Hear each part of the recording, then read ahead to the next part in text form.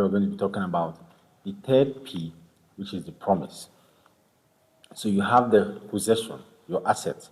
You know, when you talk about trade by barter, which is original business idea, you trade, you exchange assets. So as a businessman, you have your own assets. And that's where your business starts from. You don't start from another person's assets or assets you wish you had. What are the assets you have? And that could include your properties, tools, skills, knowledge, information, ideas, so many assets. Like I said, capital is the last. Ideas are even more important than capital. If you want to know more about that, watch the previous video. And then once you have your possessions, you go to discuss the problem. What problem can this possession solve? Now, my assets, what can they do? So if I'm a hairdresser, I have skill of hairdressing.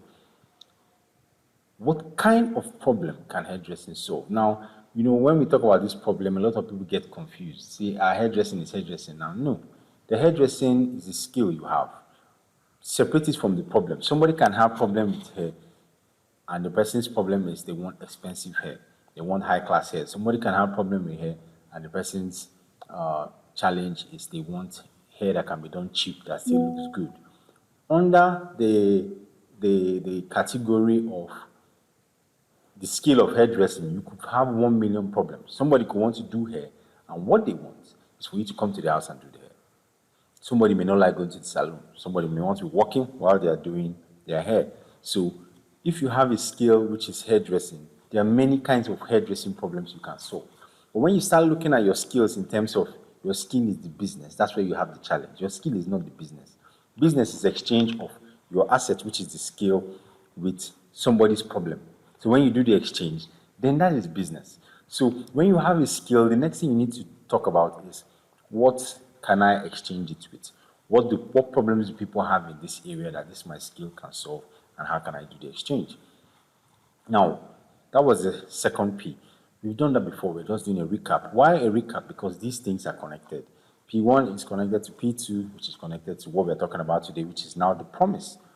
So after you've gotten the problem sorted out, you've decided this is the problem I'm going to focus on. In the next step, we are now going to talk about the promise you're making to the customers. Now, the promise is not as simple as just promising them. Let's say you've picked the problem, which is I want to do customized hairstyles for special clients who are looking to be fashionable. Say that's the problem you want to focus on. So you need to communicate this. And the way you communicate it is what could determine whether your business goes well or not. Because the promise you make to the customer is your position in the market. What do I mean? Everybody does hair, yes. But now I am promising you my own hair is not cheap, it is not convenient.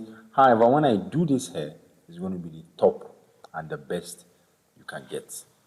So that is what your promise can be. Now, that promise will help you to stand out from the crowd, because you see, that's what we're trying to achieve. You need to stand out for people to see you and patronize your business. Remember, we're talking about entrepreneurship. People have not mastered your business yet. You haven't gotten all the customers you can get yet. When you have a proper business that is standard and things are doing well, you may not need to follow these principles. This is for people who are starting or growing a business. So in that case now, people need to know your promise. You need to stand out so that you can attract your own customers for yourself. As time goes on, you have all your customers, and you may not need to give them unique promises the way I'm saying it. That is a different video, different topic. Now we're talking about setting up your business, and we're talking about growing it. When you're growing, you need to identify your promise, because you want to attract new customers. What determines a business growth is the customers. So your promise helps you to stand out so you can get customers. So let's go ahead and talk about all the other things relating to this. You see, like I already mentioned, you have your possessions, and there's a problem that exists that your own unique talent can solve. The problem is there is a gap. There are people who want your specialized service, but they don't know about it. Or they see you into doing the hairdressing like we've started talking about, and then they are saying that maybe it's just a normal hairdresser. Or let's say you have it, you're doing both, or you're doing a taxi service, and you feel that Bolt is Bolt. Bolt is not Bolt. You have different people who are doing the driving business, and they have different promises. Somebody could say, I'm an executive driver who provides driving and logistics services. And it's not necessarily, yes, he does both, but then he's an executive driver. So he goes to meet politicians and says, if you need somebody to send you a message where they will not steal your money or they won't take you for granted, they will get the job done, call me, executive logistics officer. You can deliver documents, you can do this, you can do that. You can position yourself in a unique area. So you could be in a group, but you could still stand out. That's what we're talking about with promise. And to stand out, you must tell people this promise. Oh girl, oh boy, this is what I do. This is how I do it. This is why it's good. This is what we are saying. So you must do this if you're going to succeed. And that gap is what we are talking about. Identify it and tell people, what the issue is. Like we said, there's a reality. A problem has many solutions. How do you differentiate yourself? This is what we're talking about. So, your promise is your key. You need to see your promise as your key. This is the key to your success. You have to differentiate yourself. See, the market is full. But I'll tell you something. You could go to a crowded market and you'll find out that there's one person who is doing well. I'll give you an example that I had. There was a driver, a mechanic that I met once that doesn't cheat people. He always tell you the truth. If people tell your car needs to be fixed for 10,000, and you go and meet this man, he'll tell you, he will look at it. If it's 10,000, he'll tell you. If it's not 10,000, he'll tell you it's 5,000.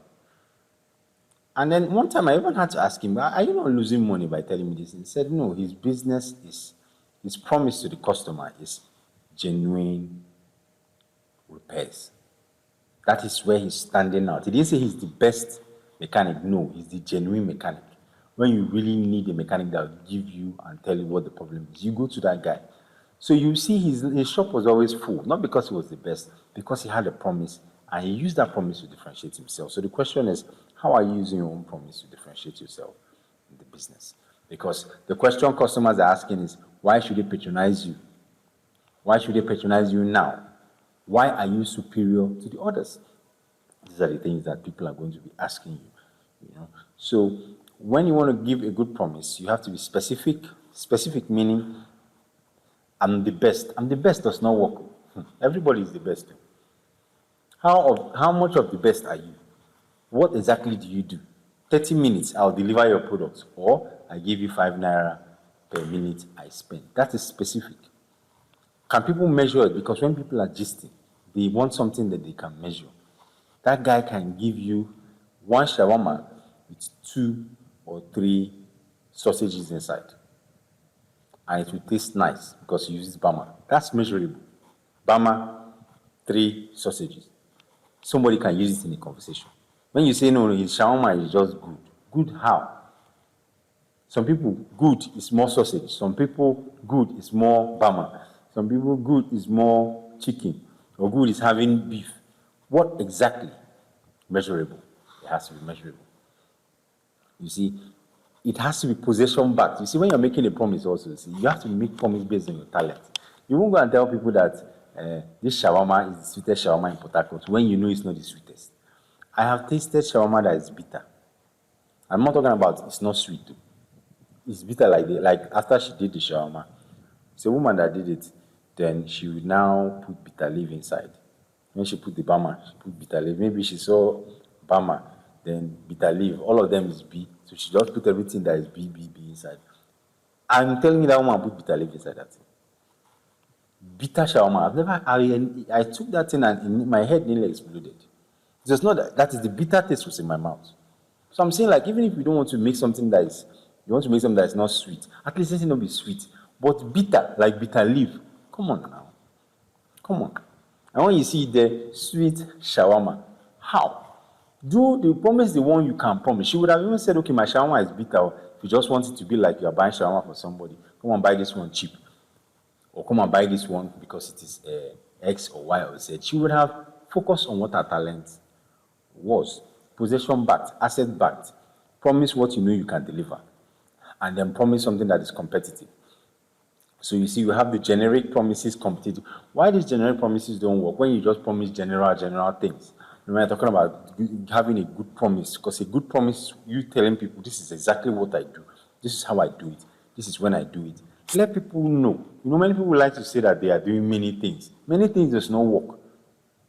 I saw a cyber cafe that does grant application, registration of students, unique application, party registration. There is no registration. Even if you want to be a soldier, go there and register. What type of cyber cafe is that? Pick one thing and do it. How do you want to be the specialist and promise everybody that you will do all? Pick one thing and let that one be the one that they know you for. So don't be too generic. Cyber cafe say you do everything. How? To make matters worse, you do everything. Who's working in the place is a 17-year-old boy. While the other guy is chasing business somewhere else, and you're promising that you can do. How does that 17-year-old boy know how to register somebody in the army from cyber cafe? Do they do army registration in cyber cafe? Because if I'm thinking about it, army registration, once you go there, won't they check whether you can shoot gun or not? Or you go to cyber cafe now and put your social media picture. Oh, come on now. Come on. Let people know exactly what you're promising.